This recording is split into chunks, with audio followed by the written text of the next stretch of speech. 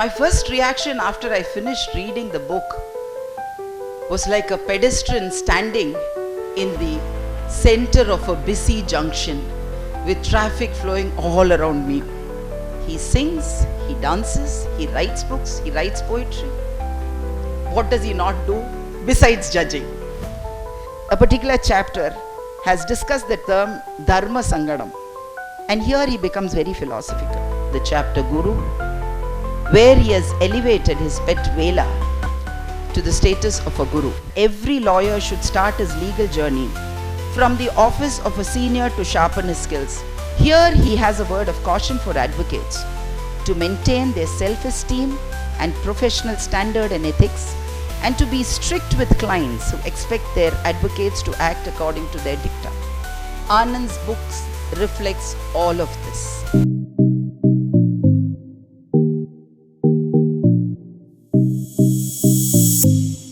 We have amidst us a judge today whose fierce caliber has taken her to such professional heights that only few of us can aim to reach. Be it pension benefits or Pongal movies, it is not once or twice that we have heard about her ladyship protecting and enforcing fundamental rights, undaunted by the rigors of procedure. An inspiration for lawyers and a gleaming hope for gender activists, her ladyship's relief-oriented judgments has reached the corners of our state and has given new lease of life to many a struggling litigant. We have seen her ladyship both as a lioness in court and as a goddess on the bench. To hear about the book from such a great and cultured mind indeed adds a special elegance to this event. With great pleasure, I now invite Her Ladyship Justice P.T. Asha to introduce the book. Thank you, Abhisha. Respected Justice M.M. Sundaresh, Judge, Supreme Court of India. The hero of the day, Justice Anand Venkatesh.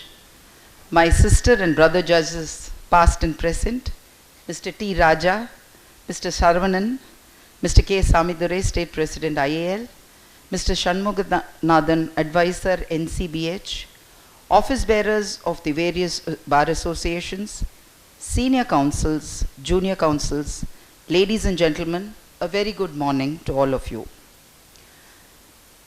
Seeing this galaxy of faces, I'm a little intimidated. When Anand asked me to speak at this function, organized to introduce his book, Life, Law and Literature, Reflections of a Judge, I thought I would just have to introduce Anand, whom I've known for over 3 decades. It was only when I got the invite, I realized that I've been caught. I was asked to introduce the book to an audience. When I wrote the foreword to the book, my entire approach to the book was different. But when I'm asked to introduce the book to readers, I had to really read and assimilate the contents of the book. My first reaction after I finished reading the book was like a pedestrian standing in the center of a busy junction with traffic flowing all around me. I realized with awe the number of wide-ranging subjects and thoughts that would have gone around Anand's mind before he penned them neatly into this 200-odd page book. How he has this time is a million-dollar question which I always ask myself. He sings, he dances, he writes books, he writes poetry. What does he not do besides judging? And asking me to condense these thoughts into a few minutes is rather a daunting task. I start with a disclaimer. If I exceed the time, the blame goes only to Anand. In the preface penned in Tamil and English, he calls his writing a journey inward and a way to discover oneself. The power of the pen, he says, is to untangle one's inner turmoil, to bring peace, to heal, to inspire, and to connect with people, and it is a way to tell your story, to share your thoughts and your hopes. The book is divided into 4 sections.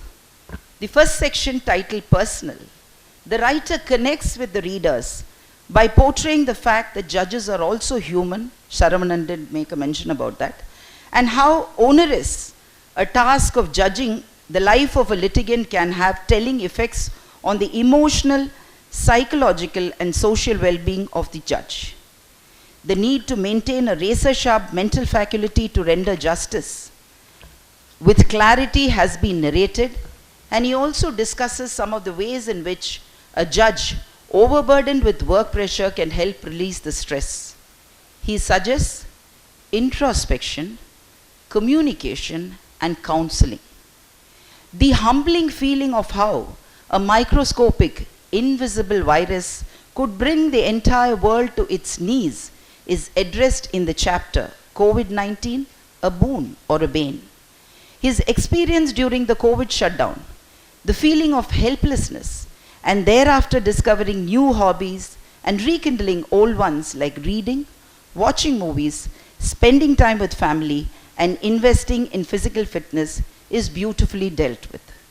This is followed by the discussion on how this virus has restricted interaction with the outside world to a small iPad, iPhone, and a laptop, and the opening up of the digital world. That Anand operates on a totally different plane is evident from the chapter Guru, where he has elevated his pet Vela to the status of a guru. And he says that Dattatreya had equated a spider, a butterfly, fish, etc. as his guru. He then continues the discussion of importance of a guru. Idu vandu Thaimozhi, Tamil. He equates a guru to a mirror through which one sees oneself. He then discusses the lessons he has learned from Dattatreya. The discussion of the guru next weaves itself into a need for a guru, a tall figure in the judiciary. The dire need to invest in the institution and not in the I in order to protect the dignity of the institution has been emphasized. The personal section concludes with his lament on how isolation becomes a byproduct of judgeship and the psychological toll it takes on judges. The discussion veers to how many times judges face conflict between conscience and the rule of law. In this, he draws a parallel from the film Juror Number 2. He concludes his personal journey by quoting the lessons he has learned from the Sermon on the Mount delivered by Jesus Christ. Moral integrity being the touchstone of true justice. In the next section, the writer discusses the legal issues. Though titled Legal Issues, the section starts with law and compassion. பரிவுணர்வு என்பது ஒரு வகையான கண்ணோட்டம். அது அடுத்தவர்களுடைய நிலையிலிருந்து நாம் சிந்தித்து அவர்கள் எதிர்கொள்ளும் தடைகளையும் புரிந்து கொண்டு அது எப்படி அவர்களை வடிவமைக்கிறது என்பதை உணர்ந்து காட்டப்படும் ஒரு உணர்வு. He has dedicated 2 chapters to aspiring and young lawyers. He draws from his experience as a lawyer and emphasizes that every lawyer should start his legal journey from the office of a senior to sharpen his skills. This is a system which is now slowly dying. We now have juniors who instantly become seniors. They get enrolled, the next minute they are seniors. So this is something which most youngsters are missing out on. Joining an office, a Gurukulam is what is very important for us to learn and hone our skills. The words used in chapter 14 will resonate with each of us sitting judges. And I quote, "As a judge, I watch young advocates who are otherwise smart and sharp, lacking in advocacy. Many of them seem to have an impression that their bookish knowledge on law and oratorical skills are more than enough to start with their independent practice and appear before courts. They seem to be missing one very fundamental fact. The person sitting before them as a judge is a human being," and I unquote. One chapter is dedicated to the lessons in judicial wisdom that the epic Mahabharatam teaches us. The lessons on accountability, he says, is learned from the character Pandu, emotional blindness from Dhritarashtra, and wise counsel from Vidura. Our constitutional journey of 75 years with landmark judgments in chapter 15 ends with a clarion call to reignite the core values of the Constitution: justice, liberty, equality, and fraternity. From the Constitution, we move to artificial intelligence and robots. The writer discusses how AI is developing at a fast and feverish pace, whereas the laws to match the scientific leap have not developed at the same pace. As a result, the system has to suddenly grapple with concepts like hacking, scamming, phishing, cyber stalking, child pornography, and so on. The writer has discussed in detail a new challenge which legal professionals now face in the form of informed clients. The access to information at the click of a button has led to clients questioning and trying to educate the lawyer, despite he being the expert in the field. This culture, according to the writer, has led to advocates being questioned at every stage by the client. Here he has a word of caution for advocates to maintain their self-esteem and professional standard and ethics, and to be strict with clients who expect their advocates to act according to their dicta. The need for retribution and reforms in modern India has been discussed with passion.